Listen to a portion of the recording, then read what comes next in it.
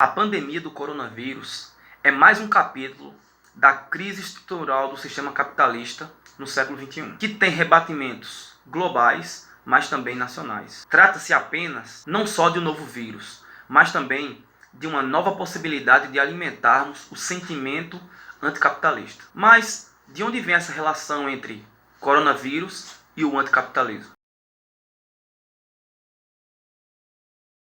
O filósofo húngaro Stefan Meszaros, ele já nos alertava no livro Para Além do Capital de que após a década de 70, após 1970, o capitalismo vem no seu curso esgotando as suas capacidades civilizatórias de sair de suas crises. Ou seja, isso quer dizer que os projetos, principalmente de caráter neoliberal, eles já esgotaram qualquer tipo de alternativa para o aumento das taxas de lucro que não sejam com a ampliação de velhos problemas sociais, tais como pobreza, a questão ambiental, a questão das mulheres, a ampliação da desigualdade entre os países e por aí vai. É justamente nesses momentos que o porão do sistema capitalista ele começa a vir à tona. E isso tudo por um motivo básico. O sistema capitalista ele tem por natureza a inversão entre, ao invés da realização, da efetivação humana, em termos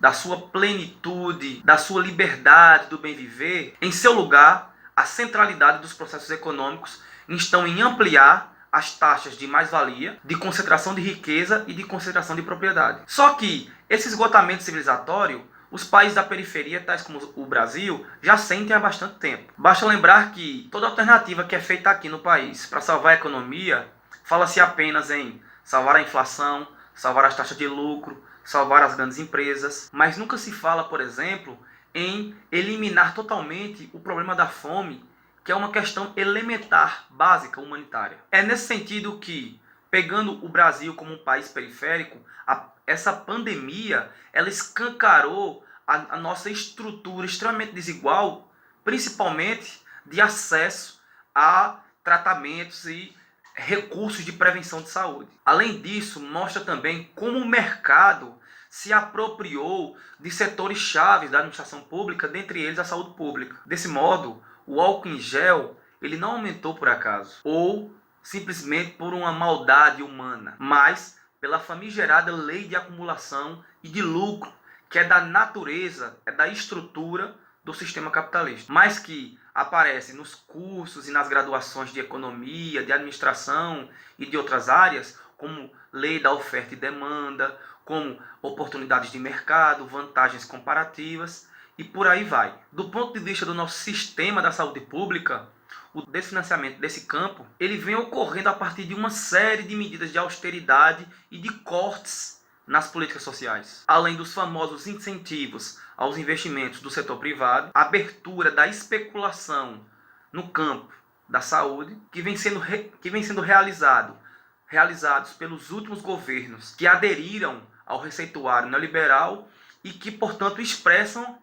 a nossa incapacidade de lidar com problemas de contingenciamento, como o caso do coronavírus. Esse cenário é mais uma prova de que não existe livre mercado humanitário. É importante registrar também que o presidente que aí está, ele foi responsável, votou a favor da emenda constitucional 95, que congela por 20 anos os gastos nas áreas sociais, dentre elas na saúde, e que, portanto, vai ter um impacto extremamente negativo para conter a epidemia do vírus aqui no Brasil. Além da portaria 2979/2019, que altera a lógica de financiamento e, portanto,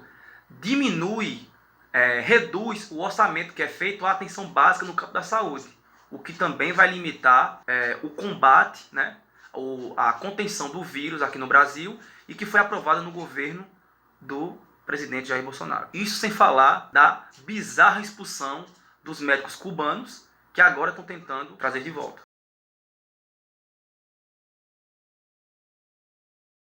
O coronavírus expõe não apenas as contradições do sistema capitalista do ponto de vista do acesso à saúde, mas também expõe que as vítimas desse vírus não são apenas aquelas pessoas que têm baixa imunidade os idosos ou aquelas pessoas com uma maior possibilidade de adoecimento. Englobam também aquelas pessoas situadas no que a sociologia do trabalho chama de precariado. Precariado é justamente aquela fração da classe trabalhadora que está imersa em trabalhos precários, informais, terceirizados, ou seja, trabalhos que exigem um alto grau de sucateamento da sua existência e que, portanto, não protegido por uma legislação trabalhista ampla, eles acabam tendo que se expor com mais veemência. Portanto, esse cenário do coronavírus, ele também abre a possibilidade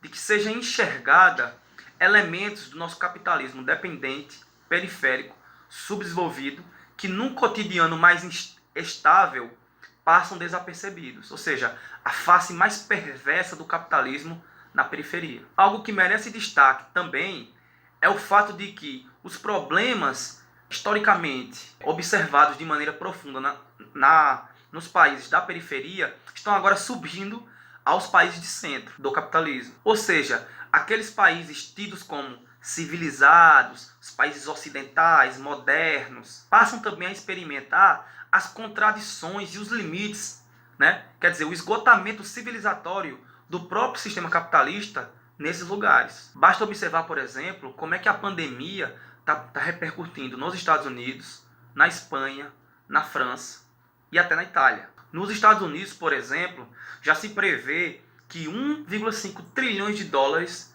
do mercado financeiro passe a entrar em colapso. Simultaneamente, o governo Trump já anunciou que vai disponibilizar 200 bilhões de dólares para socorrer empresas dos Estados Unidos. O governo alemão também já anunciou ajuda ilimitada às empresas alemãs. Em nenhum desses países, todavia, se falou de qual seria a ajuda financeira aos mais pobres e àqueles que, não podendo se ausentar do trabalho, não podem ficar de quarentena em casa. De forma ainda mais selvagem, na Itália, por exemplo, alguns jornais e algumas fontes dão conta de que já se fala em deixar idosos acima de 80 anos morrerem por conta do vírus, pela incapacidade de conseguir alojar todo mundo nos hospitais do país. Ou seja, algo que nos faz lembrar até mesmo daquela seletividade, né? Daquela perspectiva da seletividade natural do Darwin. Todavia, essa seletividade não tem nada de natural ou normal. Um autor chamado David Harvey, que é norte-americano,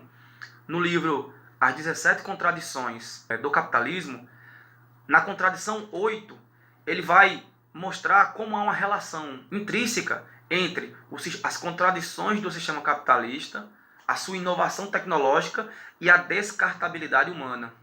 Ou seja, a descartabilidade já é uma tendência do sistema capitalista quando, por exemplo, vem crescendo, vem se ampliando um enorme contingente populacional no mundo que é descartável ao sistema capitalista. Ou quer dizer, o sistema capitalista ele não precisa mais incorporar essas pessoas no seu sistema produtivo ou no trabalho que produz mais-valia. Isso explica, por exemplo, porque é um enorme contingente de pessoas morrendo de fome na África, os processos acelerados, cada vez mais amplos de imigração e que agora ganham mais uma expressão com um país como a Itália escolhendo quem é que vai salvar e, portanto, obviamente, os mais produtivos, os mais jovens, em detrimento dos mais idosos. Então, essa é uma característica do sistema capitalista.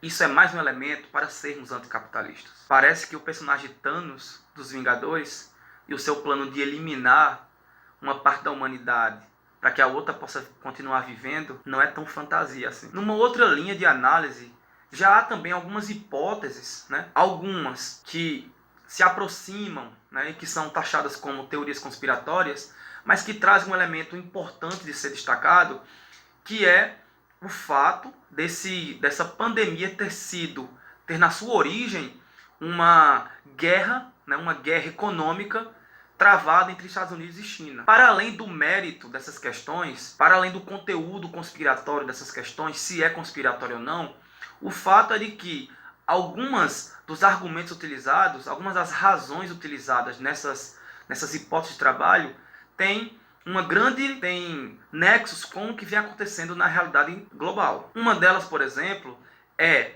os interesses norte-americanos, os interesses imperialistas em atacar a China, que é a sua principal concorrente do ponto de vista do imperialismo global capitalista, tendo em vista também que a economia norte-americana vem se recuperando de diversas sanções e, digamos assim, processos de perda de mercado nos últimos anos. Basta lembrar, por exemplo, que a China ela corresponde a um quarto da produção industrial do planeta. Ou seja, 19% de todo o PIB global e 13% de todo o fluxo comercial. Interromper esse cenário econômico, esse crescimento econômico, portanto, é algo importante para um concorrente direto. O fato é que a pandemia trouxe ao mundo a certeza de que está esgotado a capacidade civilizatória do capitalismo em combater problemas que ele mesmo cria. Portanto, também está esgotado o Estado neoliberal, uma vez que o controle de uma pandemia desse tipo, ele exige respostas que só podem ser dadas por sistemas gratuitos, públicos, universais e populares. Um grande exemplo nesse sentido é a China, que em apenas 10 dias conseguiu construir uma mega estrutura hospitalar. Quer dizer, isso é um fato, uma evidência empírica, uma evidência concreta que não pode ser relativizada. Uma contradição extremamente importante para a gente pensar o país e a saúde pública é que, apesar de todos esses problemas aqui evidenciados, ainda assim, o nosso país tem grande possibilidade de enfrentar esse problema justamente por conta do Sistema Único de Saúde, o SUS. O SUS, que é referência internacional e patrimônio do povo brasileiro, traz consigo as condições e as premissas de atendimento universal, de larga cobertura geográfica, contando com tecnologias que possibilitam a prevenção e a contenção de doenças. Daí a importância de se defender o SUS. Defendam o SUS. Por último, e não menos importante, a pandemia do coronavírus também coloca em xeque o próprio governo de Jair Bolsonaro. Há em cena uma espécie de acerto de contas. Uma coisa é um presidente ter posições irracionais, obscurantistas, falsas, em assuntos que possa não agredir imediatamente e diretamente o grande capital monopolista financeiro que controla o nosso país. Outra coisa é essas posições estarem sendo tomadas num cenário extremamente estreito e emblemático para o sistema capitalista. Isto é, posições que o presidente sempre carregou consigo, que não é nenhuma novidade para ninguém, mas que agora podem matar pessoas e, portanto, levar a um colapso social imediato. É nesse sentido que as relações de força que já dividiam o governo e que falavam da possibilidade de um impeachment de Jair Bolsonaro se tornam mais estreitos e, portanto, a abertura para que Bolsonaro continue sendo quem é também se estreite. O coronavírus, em 2020, ao escancarar as contradições da sociedade capitalista, nos convida a assumirmos uma posição anticapitalista. E nesse caminho, um conjunto de crises são desencadeadas. A crise sanitária mostra a incapacidade do sistema de saúde dentro da sociedade capitalista de atingir o maior número de trabalhadores possível. A crise política revela a incapacidade do Estado burguês e de seus representantes, mobilizados por ideologias protofascistas, obscurantistas, irracionais e de ataque aos trabalhadores, de darem as respostas que a sociedade precisa. É nesse sentido que é tempo de refazer os laços comunitários em detrimento das posições individualistas. Essa resposta só pode buscar na cooperação entre as pessoas e entre os povos, entre as nações, na radicalização da política, em enfrentamento ao Estado burguês com domínio fechado e de baixa absorção das demandas e dos interesses populares, e na ruptura com a exploração humana e ambiental do planeta.